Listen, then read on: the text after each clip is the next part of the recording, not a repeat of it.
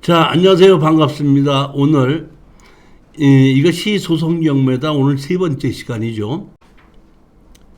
부동산을 우리가 사용을 하려고 사는 것이 아니라 팔려고 사는 거죠. 그런데 지분이나 건물 매각 제외나 이런 것은 제3자가 사지도 않습니다. 따라서 우리는 거기서 주인 노릇을 하고 있는 사람을 찾아서 그 사람한테 팔고 나와야지 되는데, 먼저 번 시간까지는 우리가 현장을 찾아가서 만났지 않습니까? 주인 노릇을 한 사람을. 그러니까 그 사람하고 협상을 해서 얼마에 팔자 하고 나온 사례를 제가 설명드린 거고, 이번에는 가서 봤더니 협상할 당사자가 없다 이런 얘기입니다. 근데 먼저 번에 하나는 당사자가 없었는데 소송을 하니까 형이라는 사람이 대표로 나와가지고 그 동생이 잘못했으니까 동생이 할 테니까 팔으십시오 이렇게 나온 거란 이런 얘기입니다. 보면 이번엔 협상할 사람이 없다 보니까 소송을 통해서 협상할 사람을 그 집어 내자는 소송이지, 이 소송을 해서 판결문을 받아서 이기자 이런 소송이 아니라는 겁니다. 목적 자체가. 즉 이 소송은 협상의 지렛대로 사용하기 위해서 우리가 소송하는 것이다 이렇게 생각을 하셔야 됩니다. 그러니까 맨 마지막에 보면은 협상이 안 돼서 판결문에서 이겼던 사례가 나오는데, 판결문에서 이겼던 사례는 마진이 없습니다. 그걸 명심하시기 바랍니다. 그러니까 우리가 지금도 이런 지분이나 건물 매각조회나 특수 경매를 들어갈 때 제일 중요한 권리 분석은 여기에 주인 노릇을 한 사람이 누구고, 그 주인 노릇을 하는 사람이 다시 살 수밖에 없느냐, 아니면 사야지만 되느냐, 또는 살 능력이 있느냐, 이런 거를 보고 우리가 입찰에 들어가는 겁니다. 자, 보시겠습니다. 자, 보십시오. 여기 보면 경매물건 개요 주유소를 허물어 달라. 여기 보시게끔 되면 지목이 답입니다. 83.6평 토지 지분 매각으로 경매가 나왔습니다. 여기 보시면 2,900만 원에서 1,900만 원까지 떨어서 우리가 낙찰을 2,100만 원에 받은 겁니다. 여기 보면 지목이 뭘로 되어 있죠? 지목이 답으로 되어 있죠. 여기 보면 제시외 캐노피 자왕리 이런 것이 뭐야? 296-1 제외 이렇게 나와 있는데, 현황을 보게끔 되면은 여기서 보면 주인이 이분하고 이분이 이렇게 갖고 있다가 이거를 65년도에 상속을 했어요. 그러니까 예전에 상속을 해서 제가 보기에는 상속의 상속까지도 간 것 같아요. 그러니까 이 근처에 예전에 아주 큰 부자가 땅을 많이 갖고 있다가 자식들에게 상속을 한 겁니다. 그렇게 했는데 그 중에 147분의 28 이것이 경매로 나온 겁니다. 여기 보시면 우리가 자왕리 296-1번지죠. 근데 여기 보면은 건물이 296-1, 52-3 이렇게 두 필지에 걸쳐서 주유소가 지어져 있고, 296-1이 아니라 여기 건축물 관리장은 52-3 외 한 필지 이렇게 되어 있습니다. 자, 보게끔 되면, 자, 건물 다시 보십시오. 등기부등본이 296-1, 52-3 이렇게 되어 있죠. 자, 그러면 우리가 낙찰 받으려고 하는 땅이 지금 보면 296-1이죠. 그 다음에 52-3이죠. 그렇지 않습니까? 근데 건물은 양쪽에 걸쳐 있죠. 이렇게 걸쳐 있지 않습니까?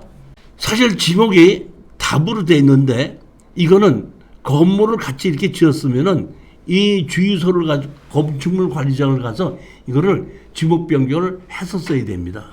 자, 이런 상태에서 우리 수강생이 낙찰을 받았고 잔금을 낸 후에 제가 여기 주유소를 찾아갔습니다. 찾아가서 여기서 이렇게 만났더니 한 30대 되는 여자분이 계시더라고요. 그래서 저는 기름을 넣으러 온 것이 아니라 이 땅에 있는 토지 지분을 낙찰을 받았습니다. 이렇게 제가 낙찰을 받았습니다고 얘기를 했죠.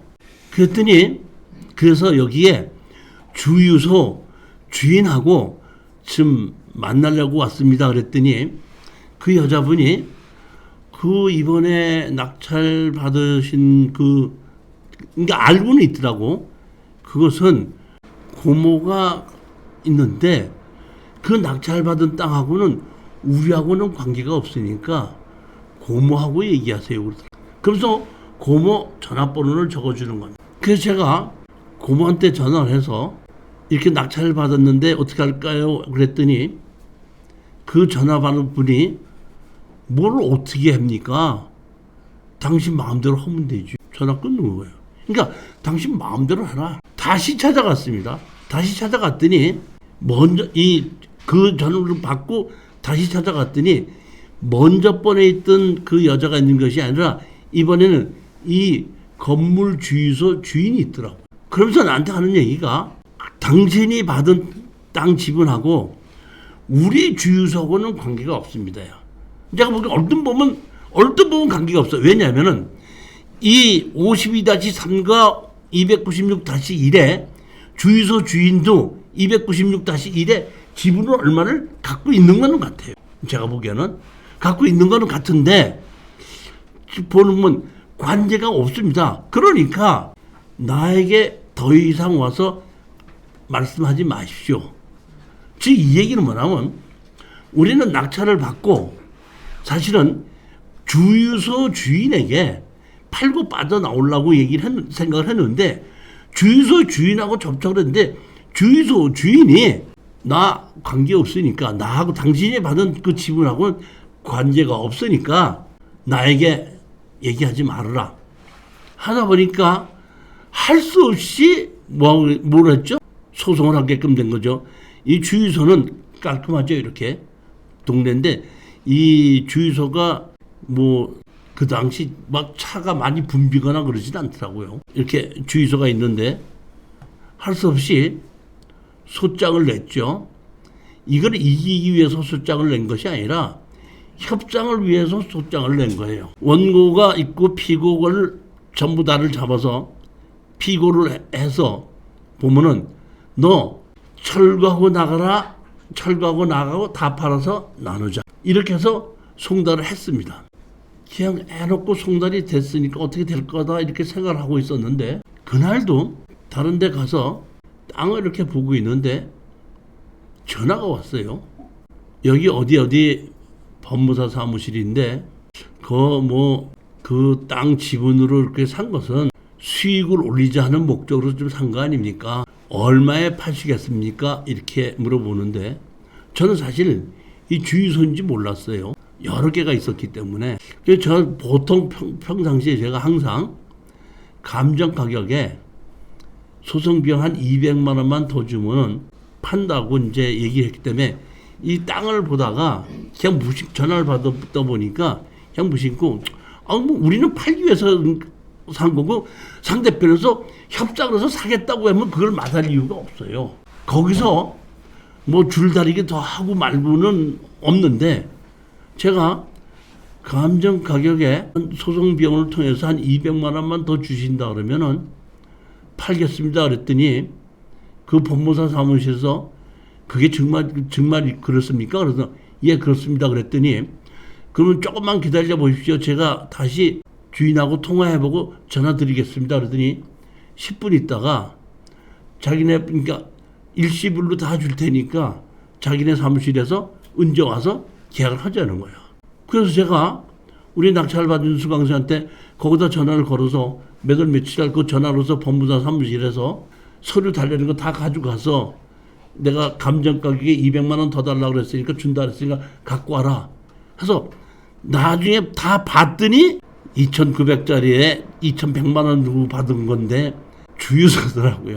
이런 경우에는 한 3,500, 4,5천 달라고 해도 이 주유소 자체가 좀 복잡하게끔 되면 그러니까 실질적으로 보면 여기에 건축물 관리장이 있고 건물이 있기 때문에 건물을 허물지는 못해요.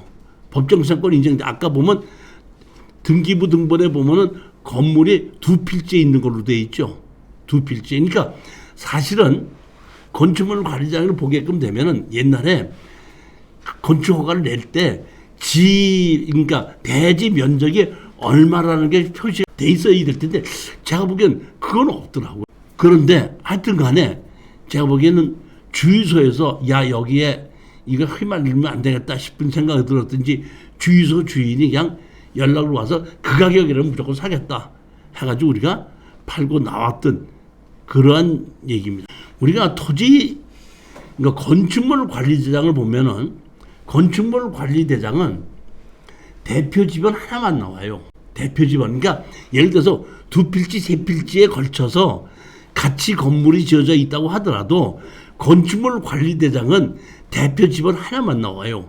그런데 그거를 어떤 땅까지 다 들어갔나를 보려면 그 번지수의 건물에 등기부 등본을 들어가게끔 되면은 그 건축물, 거기 건물이 필요한 토지가 다 나오게끔 되는 겁니다. 그렇기 때문에 제가 조금 아까 건축물 관리대장에는 296-1이 안 나와 있거든요. 그러니까 사실은 처음에 제가 이거를 어떻게 원리 분석을 했냐면은 52-3에서 296-1로 침범해서 넘어왔다 그랬기 때문에 이건 완전히 밥이다 이렇게 생각을 했는데 실질적으로 내가 다 조사를 해봐서 건물의 등기부 등본까지 다 띄워보니까 허가를 받는 사이에 296-1번지 지분이 들어갔다는 뜻은 침범하지 않았다는 뜻입니다.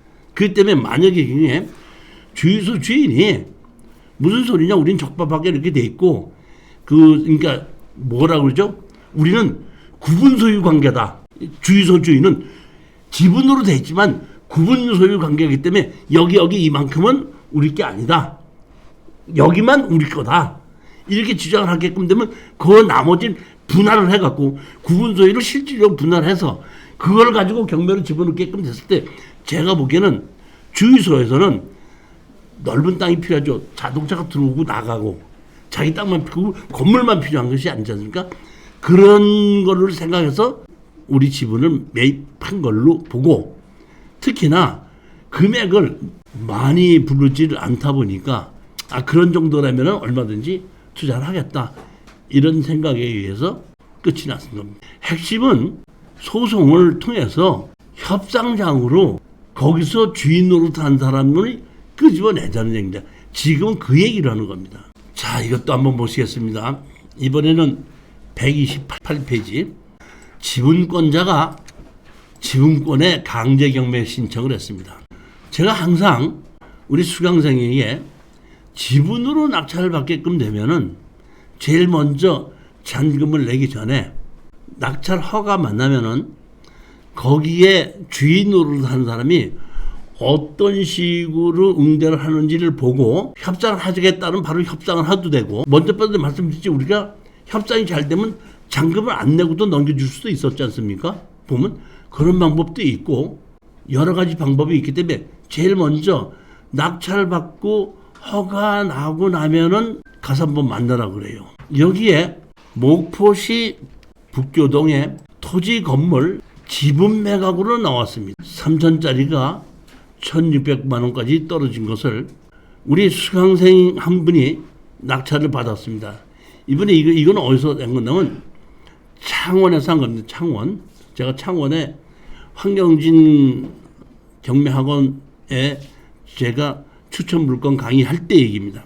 그분이 낙찰을 받고 낙찰 허가가 나니까 찾아가서 만났는데 만나러 갔더니 사람이 없더래요. 그럼 내가 없으면은 그 낙찰 받은 사람이라고 그 전화번호를 적어놓고 오라 그랬거든요. 그러니까 내가 시킨 대로 낙찰 받고 난 다음에 낙찰 받은 사람입니다. 한번 연락을 주십시오 하고 문 써가지고 대문에다 붙여놓고 왔답니다. 왔는데 제가 강의를 하러 갔더니 쉬는 시간에 그 낙찰 받으신 분이 여자분인데 나한테 보여주면서 교수님이 시키는 데서 낙찰을 받고 낙찰 허가 난 다음에 가서 만나러 갔는데 없어서 이렇게 전화번호 연락처를 붙여놓고 왔더니 이런 답변이 왔습니다고 문자가 왔는데 문자가 거의 한 화면에 이만큼 있는데 처음부터 끝까지 그래 네가 낙찰 받아서 어떻게 했다고 얼마나 잘 먹고 잘 살겠다고 그래 해가지고 거기서부터 처음부터 끝까지가 완전히 욕이고 그래서 네가 어떻게 할 건데 이렇게 문자가 왔더라고요. 그래서 내가 즉 이것도 주인 노릇을 하는 사람이 있긴 있는데 주인 노릇을 하는 사람이 협상에 나선 것이 아니죠. 그러니까 이 사람은 지분 경매에 대해서 이렇게 잘못하면 자기가 주인 노릇을 하는 사람이 다 거꾸로 발목 잡힌다는 걸 모르는 사람이에요. 그러니까 자기가 경매를 집어넣은 겁니다. 이게 내용을 보면 자 한번 볼까요? 여기 보면 박 누가 있고 지 누가 있어서 여기 보면 이렇게 된 강제 경매로 4천만 원의 경매를 집어넣었죠. 여기 보면 여기에 보면 이 집이 이렇게 있는데 이 집이 도로인데 이분이 수용을 안 하고 가만히 있다 보니까 이 도로를 마저 못 내고 여기만 그대로 이렇게 있더라고요. 집은 상당히 깨끗하고 좋죠. 누구죠? 채무자 점유죠. 채무자인데 채무자가 누구죠? 이거 제가 어저께 하고 먼저 주에 유튜브 올린 게 삭제가 됐더라고요. 왜 삭제가 됐냐 봤더니 유튜브에 이 이름을 얘기를 해갖고 올렸더니 그 개인 비밀보호법에 의해서 이름 자체를 얘기하는 것 자체는 못 올린다고 해서 삭제시켜 버리더라고요. 이제 이 이름도 마음대로 못 부르겠더라고요. 그러니까 그냥 교재를 보시고 그러니 이렇게 생각해야지 이름 부르게끔 되니까 삭제가 되더라고요. 유튜브. 자, 그런데 여기 보면 강제 개시 결정을 했는데 누가 했죠? 여기 보면 지 누구의 여기에 보면 누구야? 아들입니다. 그리고 현재 계신 분은 엄마고. 다시 말하면 이 지성 누구라는 분은 제가 보기에는 그 부인의 입장에서 봤을 때는 오빠의 여동생이야. 오빠의 여동생인데 상속으로 해서 같이 갖고 있다 보니까 금전적으로 좀 문제가 있다 보고 뭐 안 하다 보고 돈을 잘 안 하고 하다 보니까 이 아들을 시켜가지고 그 고모의 지분을 강제 경매로 집어넣은 겁니다. 무슨 얘기인지 이해가 가시죠? 내용이 그렇게 된 거더라고요.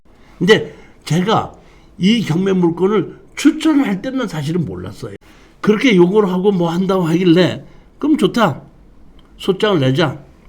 소장을 냈죠. 청구 취지 다 팔아서 나누자.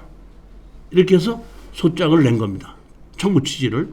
그랬더니 이 여자분이 소장에 들어온 걸 가지고 변호사 사무실이나 어디 가서 물어봤던 모양이에요.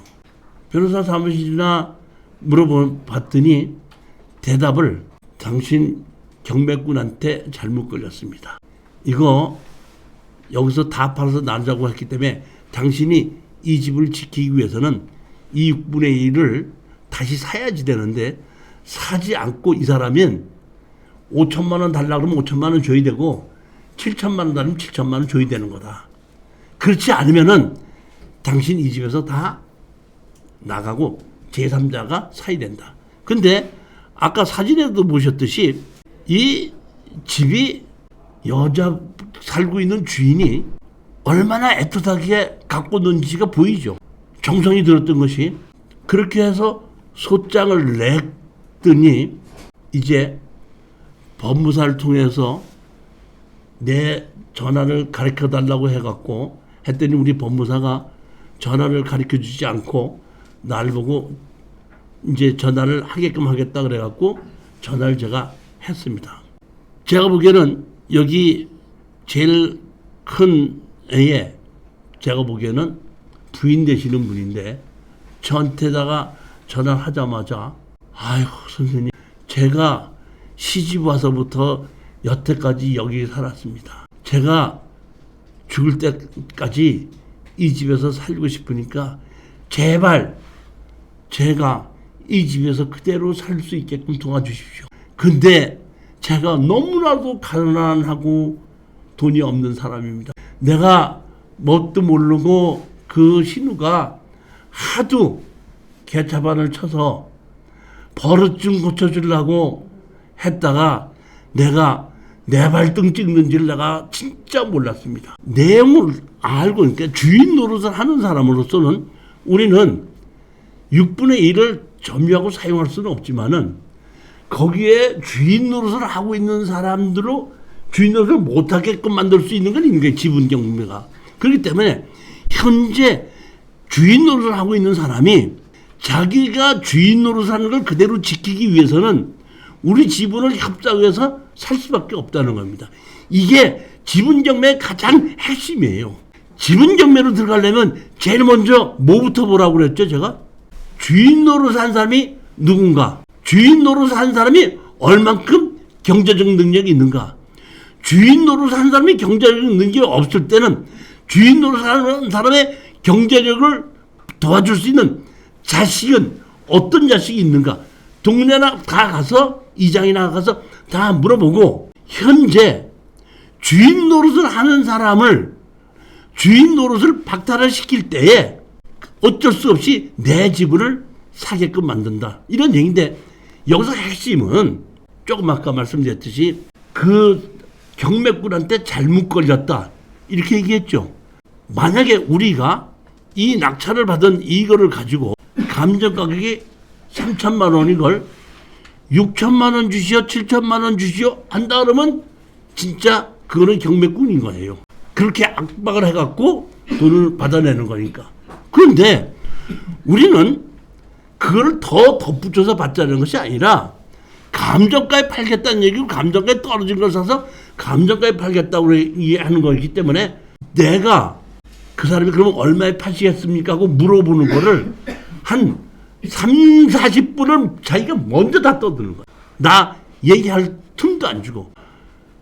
그래서 내가 예 다 듣고 있다가 그러니까 나 다시 살 수 있게끔 해주시길래 내가 그때서야 그러신다면은 감정 가격에 한 소송 비용이 들어갔으니까 한 200만 원만 더 주신다면 넘겨드리겠습니다 하고 말이 끝나자마자 갑자기 그 여자분이 목소리만 들어도 좋은 사람인 줄 알았습니다.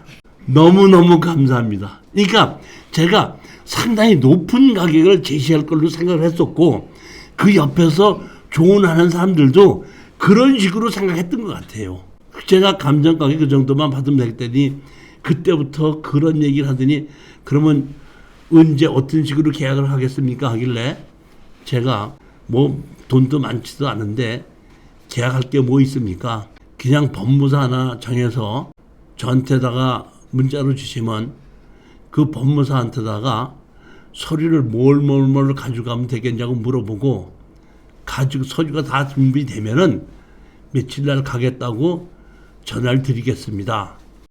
이렇게 얘기해서 감사합니다 끊고 며칠 날 이제 서류가 다 됐길래 제가 며칠 있다가 다시 전화를 들어서 서류 준비가 다 됐으니까 몇 월 며칠 날 그 법무사로 찾아뵙겠습니다. 이렇게 얘기했더니 그 여자분이 저도 같이 오실 거죠 그러더라고. 아 저는 못 갑니다. 먼저 이렇게 낙찰 받았던 그 당사자가 갈 겁니다 하고 얘기를 했더니 저보고 아무 때나 목포에 오셔서 연락을 주시면 맛있는 식사 대접을 한번 꼭 하고 싶습니다 하고 끝난 사건입니다. 제가 지금 이 말씀을 드리는 것은 뭐냐면 지분 경매는 잘만 맞으면 대박이고 잘못 걸르면 쪽박이에요. 즉 이 얘기는 뭐냐면 그럼 지분 경매에서 핵심이 뭐냐면 정확하게 주인 노릇을 하려고 하는 사람이 있다는 겁니다. 그러면 그 주인 노릇을 하려고 하는 사람이 있을 때는 어쩔 수 없이 우리가 원하는 금액을 가지고도 자기가 사지만은 주인 노릇을 한 사람이 없을 때는 판결로 가서 다 팔아서 나누자고 해야 된다 이런 얘기입니다. 예를 들자면은 먼저 제가 잠시 말씀드렸고 이번에 맨 마지막에 하반기에도 나오겠지만은 8남매가 지분이 나온 것이 있습니다. 거기에 봤더니 모친이 거주하고 있어요. 그 중에 8분의 1 지분을 경매로 낙찰을 받아서 저는 모친이 거주하고 있기 때문에 저로서는 그거를 거기서 그 모친을 그대로 지키기 위해서는 8분의 1 정도는 매입할 거라고 생각했는데 협상을 안 해서 소송을 했더니 소송 날짜가 잡혔는데 상대편에서 나왔더라고. 나와가지고 원고 누구 나오시죠? 피고 누구 나오시죠? 해갖고 피고가 이제 나왔는데 원고 이렇게 해서 다 팔아서 나누자고 했는데 어떻게 생각하십니까? 했더니 제가 피고 대표로 누구 대표로 제가 나왔는데 저희도 다 팔아서 나누자는 거에 동의합니다. 그러니까 그럼 그렇게 하자. 그날 바로 끝나버리니까 다 팔아서 나누라고 판결을 그럼 몇 월 며칠 날 판결하겠습니다. 그래서 제가 그 법원에서 나오면서 거기 어머니가 계신 것 같은데 어떻게 이렇게 다 팔아서 나누는 거를 찬성을 하십니까? 이렇게 얘기했더니 그 여자 얘기가 바로 나오는 거예요. 그 여자요? 그 여자요? 친모가 아니란 얘기죠. 근데 우리가 경매 권리 분석에서는 그 여자, 거주하는 여자는 주인 노릇을 하고 있지만 경제적 능력이 없죠. 그러다 보니까 그 자식들이 그 경제적인 능력을 보충해줘야 되는데 자식하고 살고 있는 엄마하고가 이복 자식이다 보니까 도와주지를 않는 거거든요. 그렇게 해서 만약에 그걸 다 팔아서 돈으로 나누다 보니까 판결문 받아갖고 경매에 집어넣어서 다 팔아서 나눌 때까지 그때가 한 1년이 좀 넘어 걸리는데 또 경매로 낙찰을 받다 보니까 지분이다 보니까 49%까지 떨어졌을 때 우리가 산다고 했으면은 다 팔아서 나누자고 했었다 보니까 49%까지 같이 떨어졌을 때든지 아니면 70% 떨어졌을 때 최저 가격으로 가는 겁니다. 그러니까 부동산이 좀 좋을 때는 70%까지 최선으로 떨어졌을 때 조금 나쁘면 또 49%까지 또 떨어졌을 때 가기 때문에 거의 배당으로 받는다고 하더라도 시간에 대한 이자와 소송 비용으로 들어간다면 마진이 없다는 얘기입니다. 또 한 번 강조하는 얘기는 지분 경매는 거기서 누가 주인 노릇을 하고 있고 그 주인 노릇을 하는 사람이 어느 정도 경쟁력이 있는지 그거를 정확하게 판단하고 가야 되고 만약의 경우에 그것이 경쟁력이 그러니까 주인 노릇을 하는 사람이 경쟁력이 없어서 사지 않는다고 했을 때 다 팔아서 나누자고 했을 때도 거의 감정 가격과 비슷한 가격으로 20% 떨어진 가격으로 갈 수 있는 그런 걸로 골라야 된다는 얘기거든요. 그렇기 때문에 제가 지금 정확하게 이렇게 요새 이제 추천 물건 고를 때는 지분도 아파트를 잘 고르고 제가 지분을 5분의 1, 6분의 1, 7분의 1이면 공유자 우선 매수가 안 들어와요. 2분의 1이면 60%에서 70%가 공유자 우선 매수 들어와요. 그래서 제가 사실은 5분의 1, 6분의 1에 공유자 우선 매수 들어오지 않는 걸 추천을 많이 했었는데 낙찰 받고 나서 보니까 지금은 그런 일이 없겠지만 옛날 사람들은 이복 형제가 많더라고요. 그래서 제가 부산에 있는 아파트 2개도 6분의 1, 5분의 1 안에 투자한 것이 둘 다 이복 형제더라고요. 그러다 보니까 내가 소장을 내갖고 그 상대편이 법원에 같이 왔는데 피고해갖고 나란히 앉았지 않습니까? 피고가 나란히 앉았는데 그 이복 형제들도 나란히 앉았는데 얼굴도 안 보고 머리 돌리고들 앉아있더라니까. 거기 얼마나 사기가. 그러니까 그거를 거기서 살고 있는 사람이 주인 노릇을 한다고 해서 내 거를 사든다고 하더라도 나머지 이복 형제들하고 또 부딪히니까 아예 그냥 이 판에 다 팔아서 치워버리고 니네들 이복 형제하고 손 끊겠다 이런 마음으로 협상이 안 되더라는 겁니다. 이해가 가셨죠? 그러니까 그런 면을 정확하게 봐야 되기 때문에 제가 지금은 공유자 우선 매수가 2분의 1인 경우에는 공유자 우선 매수가 들어오는 것이 60, 70%가 되는데 공유자 우선 매수 2분의 1인데 공유자 매수가 안 들어오는 건 낙찰은 협상을 해도 또는 협상이 안 돼도 수익이 생겨요. 그거는. 그러니까 10번 들어가서 7번을 떨어지고 한 번을 낙찰 받더라도 돈을 버는 걸 낙찰 받자는 것이 제 생각이에요. 그래서 지금 그런 경험에 의해서 제가 추천 물건 지금 고르는 걸 지금 바꾸고 있다는 겁니다. 충분히 여러분이 이해를 하셔야 되는 겁니다. 이게.